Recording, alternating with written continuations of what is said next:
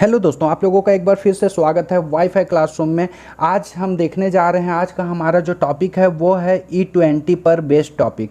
क्योंकि सरकार इस पर इतना जोर क्यों डाल रही है, नोटिफिकेशन निकाल रही है कि E20 का अब इस्तेमाल किया जाएगा। तो आखिर E20 है क्या, उसके बारे में हम लोग जानते हैं, उसके फ़ायदों के बारे में जानेंगे। इस वीडियो में हम लोग E20 को विस्तार से समझते हैं कि आखिर E20 है क्या, क्या यह इको फ्रेंडली नेचर क्रिएट कर पाएगा या नहीं कर पाएगा, इससे लाभ होंगे या नहीं होंगे, ये सब चीज़ों को आज हम इस वीडियो में देखेंगे।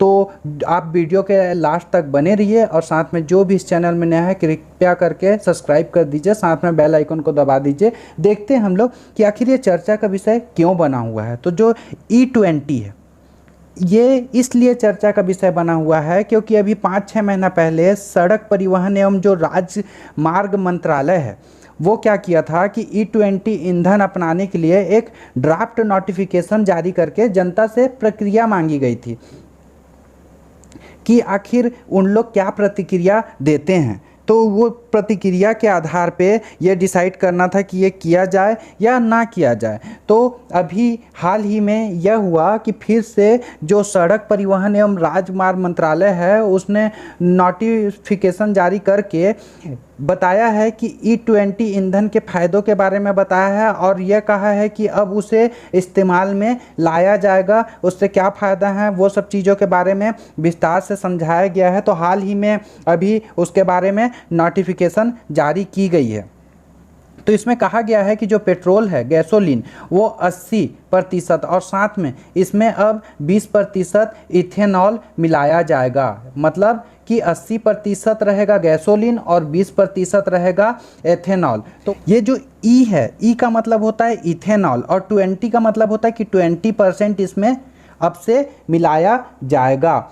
तो इस बारे में चर्चा हो रही है, इस कारण से यह चर्चा का विषय बना हुआ है। सरकार का कहना है कि इससे क्या है कि जितने भी उत्सर्जन वाले मामले हैं वाहन से रिलेटेड वो सब चीज़ों में अंकुश लगेगा और साथ में जो तेल आयात बिल है ये सब कम करने में भी मदद मिलेगी। और अभी 5 जून को मोदी सरकार द्वारा ये पुणे जो है, पुणे के 3 पेट्रोल पंप, वो पेट्रोल पंप क्या है, 100% एथेनॉल E100 पे आधारित जो पेट्रोल पंप है, E100 पे आधारित पेट्रोल पंप का लोकार्पण किया गया है PM मोदी जी के द्वारा अभी हाल ही में विश्व पर्यावरण दिवस 5 जून को। तो ये करेंट का मुद्दा है, आप लोग ध्यान दीजिएगा। ये आपके सामने दिख रहा है कि ये 3 जो पेट्रोल पंप हैं इन लोगों का यहाँ से वर्चुअल रूप से उद्घाटन किया गया है। जो कंपनियां हैं वो दिशा निर्देश के आधार पे बताएंगी कि कौन सा गाड़ी कितने के लिए कैपेबल है, नहीं है। ये सब जो दिशा निर्देश है वो कौन डिसाइड करेगा, वो डिसाइड करेगा जो कंपनी के जो मालिक रहेंगे, निर्माता रहेंगे, वाहन निर्माता, वो ये सब चीज़ को परिभाषित करेंगे कि कितना अनुकूलता वाहन में है। और साथ ही साथ यहाँ पे उन लोग टैग के माध्यम से एक टैग या स्टिकर लगाकर प्रदर्शित किया जाएगा कि ये वाहन जो है वो कैपेबल है या नहीं है, ये E20 के लिए है या फिर E30 के लिए है या फिर E10 के लिए, कितना के लिए कैपेबल है। वो सब चीज़ के लिए यहाँ जहाँ फ्यूल डलता है वहाँ पे एक टैग लगा हुआ हमको दिखेगा। क्या है कि फॉरेन में अभी अमेरिका हो गया या फिर ब्रिटेन हो गया, बहुत जगह पे 85% इथेनॉल का यूज़ किया जा रहा है, मतलब E85 का यूज़ किया जा रहा है। और अभी इंडिया में E20 की बात की जा रही है, जबकि 2019 की अगर हम लोग बात करें तो 2019 तक 10% इसमें एथेनॉल का यूज़ की अनुमति दी गई थी, उसको भी पूरा नहीं कर पा रही थी सरकार, केवल 5.6% ही पूरा कर पा रही थी। लेकिन अब सरकार नोटिस जारी किया है, नोटिफिकेशन जारी किया है, उसके जरिए बताया है कि अब से E20 मतलब 20% एथेनॉल का यूज़ किया जाएगा। और अगर इस इथेनॉल की अगर हम लोग बात करें तो इससे बहुत सारे फ़ायदे भी हैं, उस फ़ायदों को हम लोग एक एक करके इसमें देखते हैं। तो हम लोग यहाँ फ़ायदे की बात करते हैं। E20 जो है एक तरीके का ईंधन है, आप लोग समझ चुके होंगे। और क्या है कि ये गैसोलीन में 20% मिलाकर बनाया जाता है। तो ये जो हम लोग अगर इसका फ़ायदा देखें तो इससे क्या होगा कि जो हाइड्रोकार्बन या फिर कार्बन डाइऑक्साइड के उत्सर्जन में कमी आएगी। जो इतना प्रदूषण वाला माहौल बना रहता है, ये सब चीज़ों में बहुत मात्रा में इससे कमी आएगी। और साथ ही साथ अगर हम लोग देखें तो जो तेल का अगर हम लोग आयात में कमी करेंगे तो उससे क्या होगा कि विदेशी मुद्रा भंडार जो है वो कम नहीं होगा, उसमें बचत होगी। नहीं तो अगर हम लोग तेल का आयात ज़्यादा मात्रा में करेंगे तो सिंपल सी बात है कि विदेशी मुद्रा भंडार कम होंगे, उसमें घाटा होगा। और उसी तरीके से इसके थ्रू जो E20 का यूज़ करेंगे हम लोग, उससे ऊर्जा संरक्षण को भी बहुत ज़्यादा बढ़ावा मिलेगा। इस चीज़ों को आप ध्यान दीजिएगा कि बहुत ज़्यादा बढ़ावा मिलेगा ऊर्जा संरक्षण को। उसके बाद हम लोग देखते हैं कि आखिर जो ई है, एथेनॉल है, एथेनॉल के बारे में हम लोग जान लेते हैं कि E20 का जो एथेनॉल है 20% मिलाना है तो क्या है। तो इसका फार्मूला हम लोग जब देखेंगे तो C2H5OH ये मॉलिक्यूलर फार्मूला है। और स्ट्रक्चर अगर हम लोग देखेंगे तो इसका ये देखिए सहसंयोजक बंध से जुड़ा है, 2 कार्बन है, फिर ये हाइड्रोजन के बॉन्ड जुड़े हुए हैं, यहाँ हाइड्रोक्सिल आयन के बॉन्ड जुड़े हुए हैं, OH जुड़ा हुआ है। तो इसका जो फार्मूला है ये C2H5OH इसका फार्मूला है। ये एक तरीके से एथेनॉल को हम लोग बोलेंगे तो ये बायोफ्यूल्स के अंतर्गत आते हैं। बायोफ्यूल्स जो कि नेचर के लिए बहुत ही महत्वपूर्ण है, नेचर में बहुत ही सहायक है। प्रकृति का क्षरण होने से इसके थ्रू जितने भी बायोफ्यूल्स हैं उससे बचाव किया जा सकता है। तो हम लोग बायोफ्यूल्स को हम लोग देख लेते हैं ऊपरी तौर पे। बाकी इसका जो सेकेंड आएगा वीडियो उसमें विस्तार से इसके बारे में बताया जाएगा कि बायोफ्यूल्स होते क्या हैं, किसका कहाँ यूज़ होता है। तो मैं यहाँ बता देता हूँ ऊपरी तौर पर कि जो बायो गैस है, बायो एथेनॉल है, बायो डीजल है, बायो ब्यूटेनॉल है या फिर बायो हाइड्रोजन है, ये सब चीज़ों का उपयोग किया जाता है मार्केट में। और सरकार इन चीज़ों पे बढ़ावा देने की कोशिश कर रही है ताकि जो पेट्रोलियम है या फिर तेल का आयात है वो कम से कम मात्रा में किया जाए। और अगर एथेनॉल की अगर हम लोग बनाने की बात करें तो वो क्या है कि या मक्का से बन सकता है, गन्ना से बन सकता है, आलू के थ्रू भी उसको बनाते हैं, प्रोसेस किया जाता है, प्रोसेस करके उसे बनाया जाता है। और साथ में बहुत सारे पशुओं के मल मूत्रों के माध्यम से भी बायो के बहुत सारे ऐसे फ्यूल्स बनते हैं। तो इसमें हम लोग एक बार ऊपरी तौर पे देख लेते हैं कि ये आखिर कैसे काम करता है। तो इसमें क्या है कि फसल है, मक्का, गन्ना, लकड़ी या फिर बहुत सारे तरीके से बनाया जाता है, एल्गी के माध्यम से भी बनाया जाता है और भी बहुत सारे माध्यम हैं। तो वो सब चीज़ों को हम लोग बाद में देखेंगे। इसमें हम लोग देखते हैं कि अगर मक्का, गन्ना या ये वुड है तो उसके माध्यम से कैसे बनाएंगे। तो उसको बारीक पीस लिया जाता है। सबसे पहले उसको एक्सपोर्ट किया जाता है फैक्ट्री में, उसमें बारीक पीस लिया जाता है।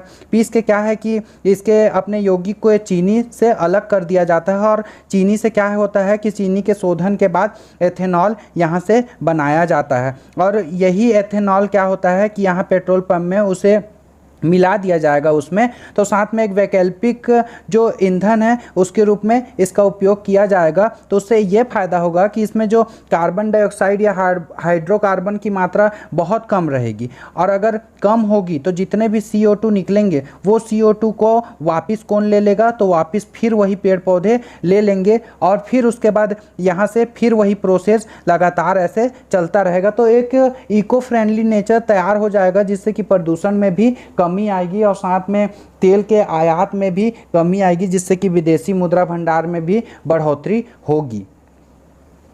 इसको और हम लोग देख लेते हैं, थोड़ी बातों को जान लेते हैं कि जो ये एथेनॉल है, एथेनॉल एक जब दहन किया जाता है इसका, तो दहन होता है तो इसमें कार्बन डाइऑक्साइड और पानी निर्मित होता है, CO2 और H2O निर्मित होता है। ये चीज़ को आप ध्यान दीजिएगा। और अगर कमरे के तापमान की अगर हम लोग बात करें तो उसमें तरल रहता है। गलनांक की बात करें तो 156 केल्विन के करीब होता है। क्वथनांक की बात करें तो 351 केल्विन होता है। और ये एक अच्छा विलायक होता है जो कि जल के सभी अनुपातों में घुलनशील हो जाता है। जो शुद्ध एथेनॉल होता है, ध्यान दीजिएगा, उसका उपयोग बहुत ही घातक होता है, इसलिए शुद्ध एथेनॉल का उपयोग नहीं किया जाता है। इसमें ड्रॉप बनाने में, कफ सिरप बनाने में और भी कई तरह के दवाई बनाने में, या फिर इससे जो शराब होता है अल्कोहल बनाने में इसका उपयोग किया जाता है, जो कि बहुत ही हानिकारक है। शराब भी एक तरीके से इसमें उपयोग किया जाता है एथेनॉल का। उसमें किण्वन या और भी बहुत सारे वीडियो द्वारा वो सब चीज़ों का निर्माण किया जाता है। अगर हम लोग रिसेंट की बात करें तो छत्तीसगढ़ जो सरकार है उसने कॉन्ट्रैक्ट पे साइन किया है, जिसमें कि फर्स्ट इथेनॉल प्लांट यहाँ लग रहा है, जो कि ट्रिपल पी के माध्यम से, ट्रिपल पी मॉडल से चलेगा। ट्रिपल पी मतलब कि पब्लिक प्राइवेट पार्टनरशिप के माध्यम से यहाँ छत्तीसगढ़ में इथेनॉल प्लांट डाला जा रहा है। कहाँ डाला जा रहा है? तो कवर्धा में डाला जा रहा है।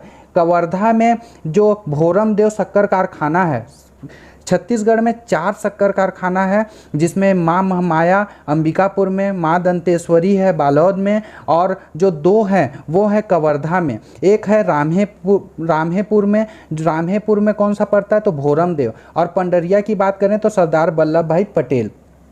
तो जो ये राम्हेपुर वाला है, भोरमदेव वाला, वहीं पे इसका लग रहा है, जो कि ध्यान दीजिएगा आप लोग, जो कि मोलासिस केमिकल से अब बायोडीजल बनाया जाएगा यहाँ। ध्यान दीजिएगा आप, मोलासिस से, जो कि पूरा रिफाइन करने के बाद फिर मोलासिस तरल की तरह रहता है, उसके माध्यम से इसे बनाया जाएगा। और छत्तीसगढ़ की जो डिस्टिलरीज लिमिटेड है उसके द्वारा एथेनॉल जो संयंत्र है उसकी स्थापना की जा रही है। ये पहला मॉडल है जो कि ट्रिपल पी के माध्यम से चलाया जाएगा इस एथेनॉल प्लांट को। और अगर हम लोग इसकी बात करें कि जो इसकी उत्पादन है, उसकी उत्पादन क्षमता की अगर बात करेंगे तो 40 KLPD क्षमता के एथेनॉल संयंत्र की स्थापना होगी। तो अगर हम लोग 40 KLPD का फुल फॉर्म होता है किलो लीटर पर डे, मतलब कि पर डे कितना किलोलीटर उत्पादन होगा, तो यहाँ 40 KLPD उत्पादन किया जाएगा। और ध्यान देने वाली बात यह है कि यह मोलासिस केमिकल से अब इसका निर्माण किया जाएगा, बायोडीजल ये सब बनाया जाएगा इस प्लांट में। और ये खास इसलिए है क्योंकि ये ट्रिपल पी मॉडल से यहाँ चलाया जाएगा इस प्लांट को। तो इसी तरीके से टॉपिक ख़त्म होता है। आप लोग समझ गए होंगे कि इथेनॉल क्या है, E20 क्या है, क्यों चर्चा का विषय बना हुआ है। तो अगर आप लोगों को वीडियो अच्छा लगा हो तो लाइक कर दीजिएगा, शेयर कर दीजिए, चैनल को सब्सक्राइब कर दीजिए। मिलते हैं नए वीडियो के साथ। धन्यवाद दोस्तों।